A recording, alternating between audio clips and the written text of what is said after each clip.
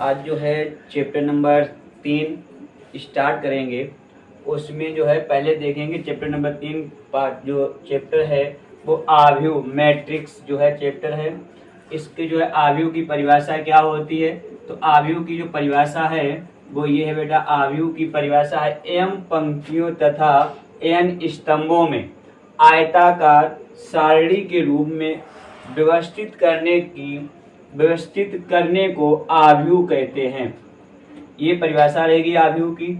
इसके बाद जैसे ऐसा लिखा मिलेगा, ये 2x2 यानी 2 स्तंभ 2 पंक्ति का भी होगा, 3 पंक्ति और 3 स्तंभों का भी होगा, और 4 पंक्ति 4 स्तंभों का नहीं होगा। लेकिन जैसे मैं बता दिया, जैसे A11 A12 A A1 तक लिख सकते हैं। लेकिन सवाल जो है 2x2 के मिलेंगे या 3x3 के मिलेंगे, 4x के 4 नहीं, 4 पंक्ति या 4 स्तंभों में नहीं मिलेंगे। तो इस वाले को पहली पंक्ति इसे R1 कहा जाएगा, इस वाली पंक्ति को दूसरी पंक्ति को R2 कहा जाएगा। इसे बेटा ये अनंत n है, ये अनंत यानी एनवी पंक्ति होगी। ठीक, ऐसे डाट डाट आगे अधिक आव्यूह दिए जाएं तो ऐसा होगा। लेकिन आपके सिलेबस में 3 पंक्ति और 3 स्तंभ का ही दिया गया। पंक्ति को इंग्लिश में जो इसके पंक्ति जो है इसे शॉर्ट में बोलेंगे तो रो बोलेंगे, तो आर लिखा जाएगा। और कॉलम को स्तंभ, यानी कि स्तंभ को जब लिखेंगे, स्तंभ को बेटा इसे कॉलम बोलते हैं, तो इसे सी से दर्शाया जाएगा।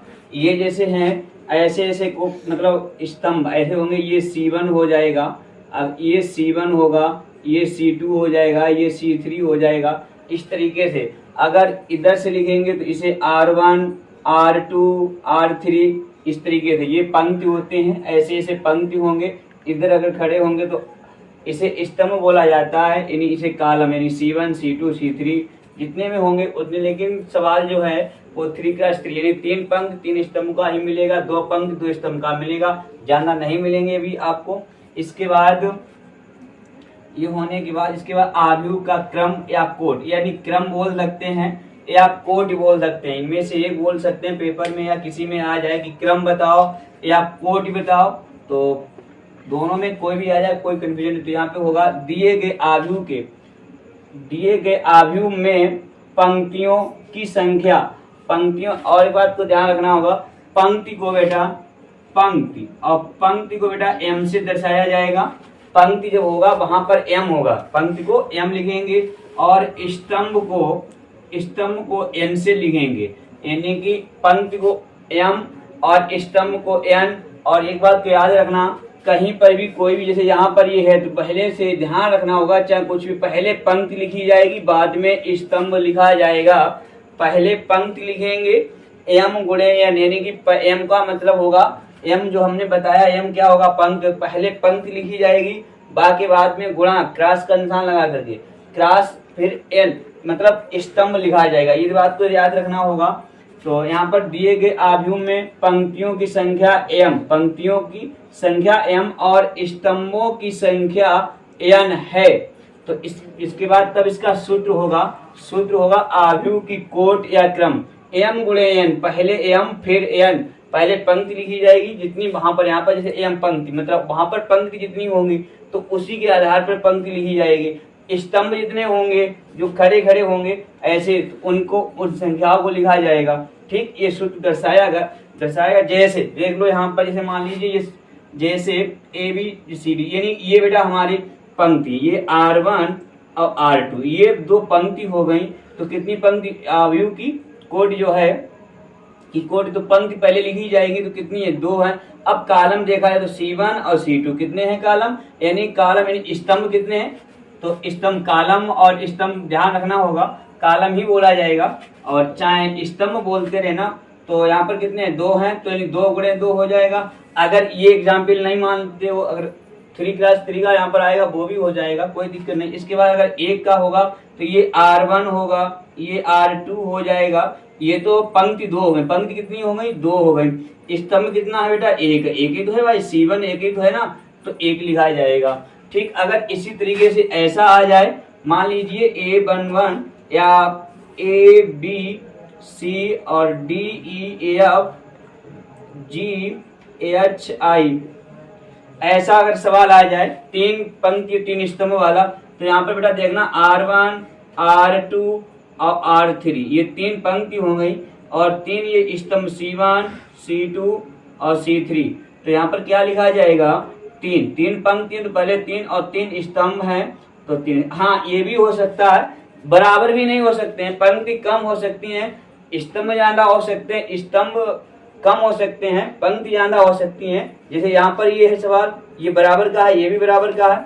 अगर इसी सवाल को हम ऐसा कर दें, इसे मिटा दिया जाए तो ये हमारी पंक्ति कम हो जाएगी। तो यहाँ पर पंक्ति अब कितनी बची है, 2 हैं, स्तंभ कितने हैं, 3 हैं। तो एक ऐसा भी, ये भी स्तंभ तो वही रहेंगे, कोई दिक्कत नहीं। तो इसलिए ऐसे सवालों को एग्जाम्पल जब भी पूछा जाएगा कोट तो ऐसे बताएंगे। इसके बाद अब लिखेंगे आव्यूह के प्रकार। आव्यूह कितने प्रकार के हैं उन्हें भी देख लो।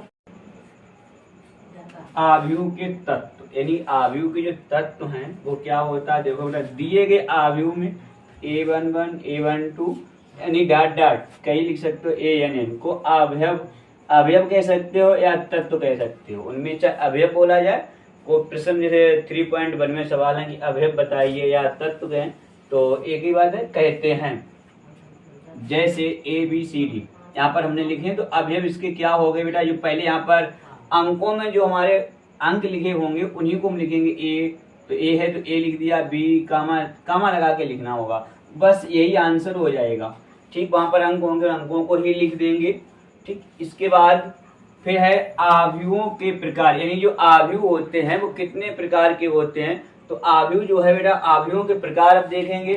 तो आव्यूह कितने प्रकार के हैं, तो पहला आव्यूह जो है, आव्यूह लगभग में 12 प्रकार के लगभग में है, 10 से 12 मैन जो है 10 से 12 लगभग में है। तो यहाँ से पहला जो आव्यूह प्रकार जो है वो क्षैतिज आव्यूह, इसे क्षैतिज आव्यूह कहा जाएगा। क्षैतिज आव्यूह में क्या होता है बेटा, देखो दिए गए आव्यूह में क्या होगा, दिए गए आव्यूह में पंक्तियों की संख्या, यानी जो पंक्ति होंगी, पंक्ति हमने बताई थी, जैसे इसमें कौन सी पंक्ति हो गई, ये वाली पंक्ति हो गई, ये पंक्ति। तो पंक्तियों की संख्या स्तंभों की संख्या से, किससे, स्तंभ कौन से हो गए, ये वाले स्तंभ हो गए, सीधे ऐसे स्तंभों की संख्या से कम होती है। कैसी होती है, कम होती है, क्षैतिज आव्यूह कहलाता है। अगर कोई पूछ ले कि ये कैसा है, मान लीजिए दे दिया जाए क्या है, तो तुम नहीं बता सकते, तो यहाँ पर ध्यान रखना, इस परिभाषा को याद रखना होगा। यानी पंक्तियों की संख्या कम होगी, स्तंभों की संख्या ज्यादा होगी, तो उसे जो है हम क्षैतिज आव्यूह कहते हैं। जैसे यहाँ पे देखो, जैसे ABCDEFG, देखो यहाँ पर अगर पंक्ति की बात की जाए तो एक ये है और एक ये, 2 पंक्ति हैं। और स्तंभों की बात की जाए तो एक बेटा ये है C1, ये C2 और ये C3 और ये C4। स्तंभ कितने हैं, 4 हैं, और पंक्ति कितनी है, 2 हैं।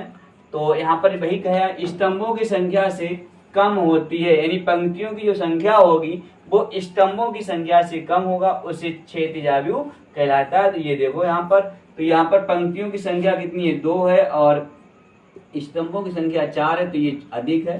तो ये हो गया। फिर इसके बाद दूसरा आव्यूह है ऊर्ध्वाधर आव्यूह। ऊर्ध्वाधर आव्यूह में क्या होता है, दिए गए आव्यूह में पंक्तियों की संख्या, दिए गए आव्यूह में पंक्तियों की संख्या, जो पंक्तियों की संख्या होगी वो स्तंभों की संख्या से अधिक होगी। यहाँ पर उसका उल्टा है, ध्यान से देखो, यहाँ पर क्या लिखा था, पंक्तियों की संख्या स्तंभों की संख्या से कम होती है, और यहाँ पे क्या लिखा है, पंक्तियों की संख्या स्तंभों की संख्या से, यहाँ पर कम की जगह पर अब की अधिक लिख दिया गया है, तो कम की जगह उसका विपरीत कर दो तो ऊर्ध्वाधर आव्यूह हो जाएगा।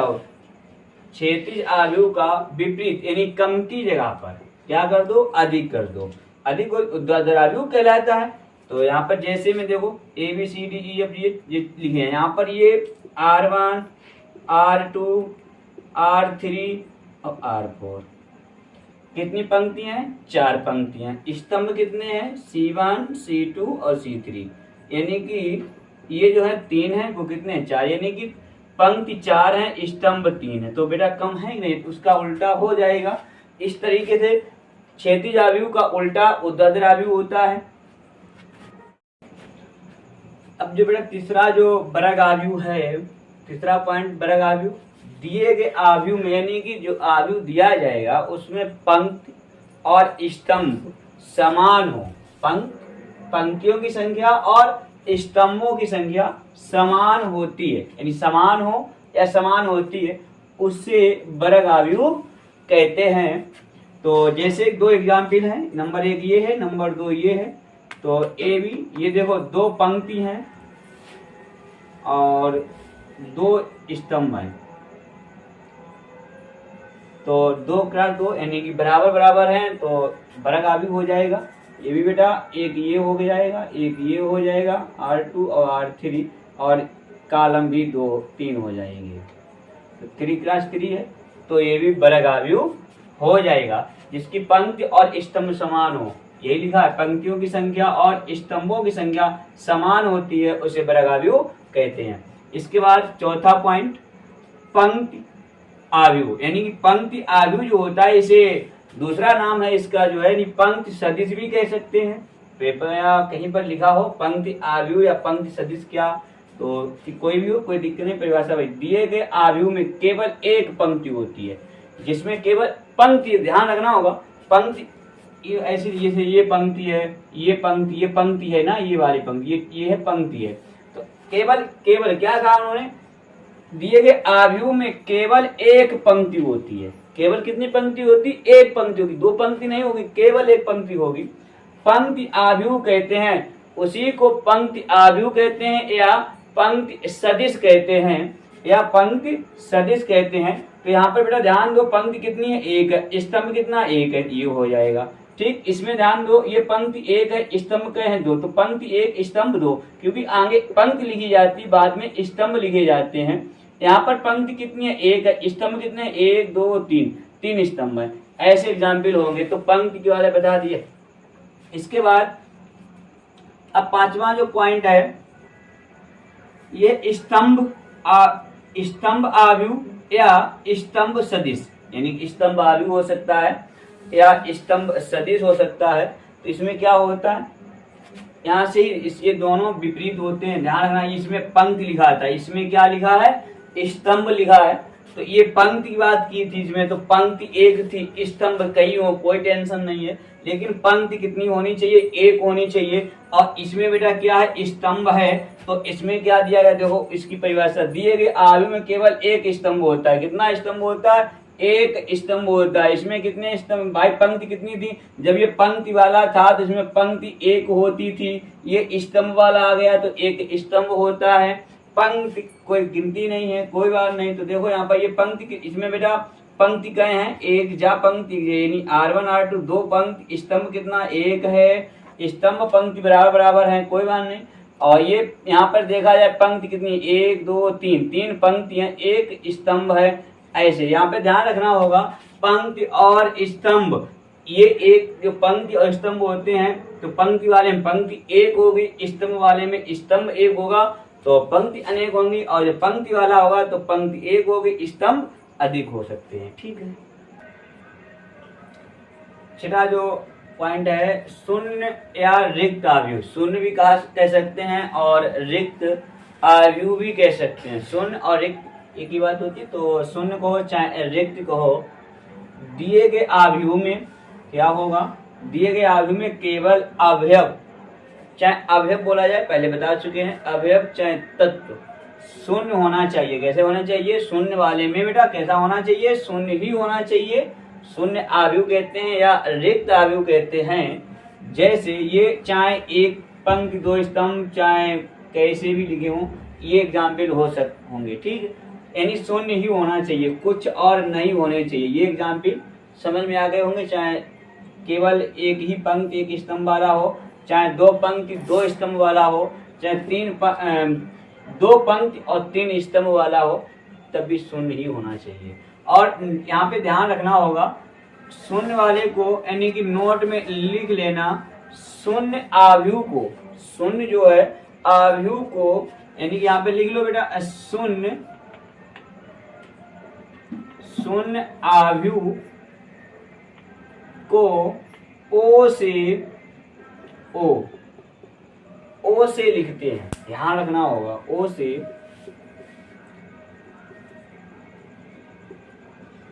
ठीक, ये पॉइंट छूट गया था, ओ से लिखते हैं, ठीक है, ये ध्यान रखना होगा ओ से। इसके बाद 7वां पॉइंट जो है इकाई का तत्समक आव्यूह। जो इकाई आव्यूह होगा वो क्या होता, ऐसा वर्ग आव्यूह जिसमें मुख्य विकर्ण, क्या कहा उन्होंने, मुख्य विकर्ण के सभी अवयव एक होते हैं। कैसे होते हैं, उसके मुख्य अवयव जो हों वो एक जैसे हों। अगर एक एक लिखा है तो एक एक हो, दो दो लिखे हैं तो दो, यानी जो लिखा हो वो सभी में एक जैसे लिखे हों, मतलब उनमें चेंजिंग नहीं होना चाहिए, विकर्णों में चेंजिंग नहीं होना चाहिए। यही लिखा है, मुख्य विकर्ण के सभी अवयव, मुख्य विकर्ण जो होगा के सभी अवयव एक होते हैं, एक ही होने चाहिए जो कुछ हो, तथा शेष सभी अवयव, बाकी बाद में शेष अवयव होंगे वो शून्य होते हैं। अब यहाँ पर उन्होंने कहा शेष जो होंगे वो शून्य होने चाहिए, तो इकाई आव्यूह कहते हैं। जैसे यहाँ पर हमने एक लिखा है तो यहाँ पे और उन्होंने कहा है एक अवयव होना चाहिए, शेष सभी अवयव शून्य होने से शून्य देना पड़ेगा, तो ये हमारा विकर्ण हो गया बेटा, ये विकर्ण हो गया। इसी को मुख्य विकर्ण कहेंगे, इसी को मुख्य विकर्ण कहा जाएगा। वो बात है, ये दो पंक्ति थी इसमें और दो स्तंभ थे। यहाँ पर अगर देखा जाए तो ये हमारी विकर्ण हो गई ये, और उसके बाद में बाकी सभी कैसे होने चाहिए, शून्य होने चाहिए, तो फिर बाकी सभी शून्य ही होंगे। देखो यहाँ पर भी और यहाँ पर भी सब शून्य होंगे, तो ये इस तरीके से होगा। 8वां जो है विकर्ण आव्यूह, ऐसा आव्यूह जिसमें मुख्य विकर्ण, ध्यान देना होगा, मुख्य विकर्ण के सभी अवयवों के अलावा, यानी जो अवयव होंगे उनके अलावा, मुख्य विकर्ण के अलावा शेष अवयव शून्य होने चाहिए। कैसे होने चाहिए, शून्य होते हैं, विकर्ण आव्यूह कहते हैं। तो भाई शून्य होंगे। अब ये जो हमारा हुआ ये मुख्य विकर्ण हो गया, ठीक, ये मुख्य विकर्ण हो गया। यहाँ पर भी चेंज हो, मतलब ये नहीं कहा उन्होंने अवयव एक जैसे होने चाहिए, समान होना, ये नहीं कहा उन्होंने। तो अवयव जो ये हमारे चेंज होंगे कोई बात नहीं, लेकिन जो है मुख्य विकर्ण अवयव चेंज हो सकते हैं, लेकिन अन्य सभी अवयव कैसे होने चाहिए, शून्य होने चाहिए, ठीक, ये समझ में आ गया होगा।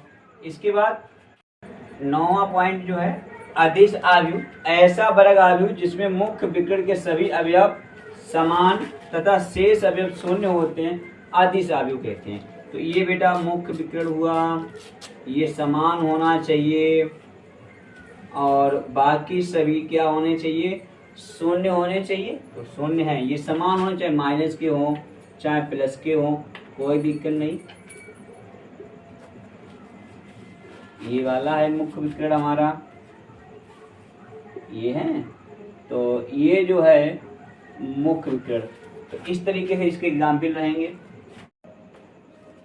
10 नंबर जो है उप आव्यूह, ऐसा वर्ग आव्यूह जिसमें कुछ पंक्ति व स्तंभ, पंक्ति कुछ पंक्ति व स्तंभ छोड़ दिए जाएं, उस आव्यूह का उप आव्यूह कहते हैं। ये लिखा है हमने इसमें, देखो यहाँ पर ये लिख दिया है इतने को, फिर कुछ पंक्ति कुछ स्तंभ छोड़ दिए जाए 5 4 और 5 1 लिख दिया जाए तो कोई दिक्कत नहीं। जैसे कि मान लीजिए यहाँ पे 3 4 और 5 1 ये लिख दिया हमने और छोड़ दिए, इस तरीके से। यहाँ पे पहले 0 1 और 3 2 लिखे, उसके बाद 3 4 और 5 1 लिखा। तो वहाँ पे लिखा है जिसमें मतलब कुछ पंक्ति व स्तंभ छोड़ दिए जाएं, उस आव्यूह का, उस आव्यूह को उस आव्यूह का उप आव्यूह कहते हैं, ठीक, इस तरीके से।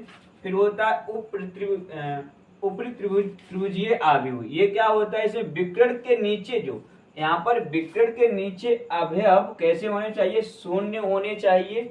यहाँ पर विकर्ण हमारा कौन सा बनेगा, ये बनेगा भाई, ये विकर्ण हो गया मुख्य विकर्ण। इसके नीचे, विकर्ण के नीचे, नीचे मतलब नीचे शून्य होने चाहिए, कहते हैं शून्य, शून्य है, ठीक। इसके बाद इसका विपरीत है निम्न त्रिभुजीय आव्यूह। इसका क्या होता है, मुख्य विकर्ण के ऊपर, मुख्य विकर्ण के ऊपर शून्य होना चाहिए।